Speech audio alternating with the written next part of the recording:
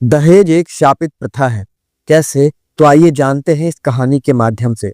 ये कहानी है राजा वसुधर की, जिनका राज्य कभी समृद्ध था, परंतु एक अजीब सी जिद ने उस वंश को ऐसा श्राप दिया कि उनकी पूरी पीढ़ी खत्म हो गई।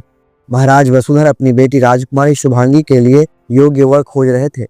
राजकुमारी सुंदरता और बुद्धिमता की मूर्ति थी, परंतु राजा विवाह के लिए एक शर्त रखा, जो शर्त बहुत ही कठिन था।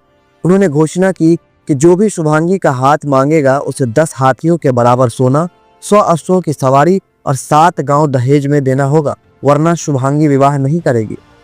राज्य के सभी लोग राजा के इस घोषणा से स्तब्ध थे। उनके मंत्री परिषद ने उन्हें समझाने की कोशिश की, महाराज, विवाह 2 दिलों का बंधन है, इसे व्यापार ना बनाइए।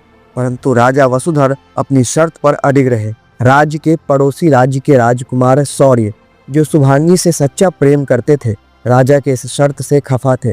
उन्होंने संदेश भिजवाया, महाराज वसुधर, क्या प्रेम का मोल सोने और गांवों से तौला जाएगा? अगर हाँ, तो मुझे खेद है, मैं आपकी बेटी का हाथ नहीं मांग सकता। शुभांगी ये सुनकर व्यथित हो गई। उसने अपने पिता से कहा, पिता, क्या मेरी खुशियां इतनी सस्ती है कि आप इसे दहेज के तराजू में तौल रहे हैं? यदि ऐसा है तो मैं जीवन भर अविवाहित रहना पसंद करूंगी। मगर वसुधर का अभिमान इतना बड़ा था कि उन्होंने शुभांगी की बात अनसुनी कर दी। कई वर्षों तक शुभांगी का विवाह न हो सका। राजा के जिद और दहेज की शर्त के कारण सभी राजकुमारों ने उसके प्रस्ताव को ठुकरा दिया। एक दिन एक संत उनके दरबार में आए और कहा, राजन, अपने कन्या को व्यापार मत बनाओ, आपकी इसी जिद के कारण आपका वंश समाप्त हो जाएगा। राजा ने साधु के इस बात को सुनकर उस पर हंसी की और उसे अपमानित किया। संत ने क्रोधित होकर श्राप दिया, जिस वंश की नींव प्रेम और समर्पण से नहीं, लालच और जिद से रखी जाएगी, वो वंश स्वयं विनाश का ग्रास बन जाएगा।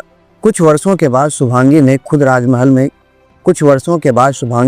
को राजमहल में कैद कर लिया।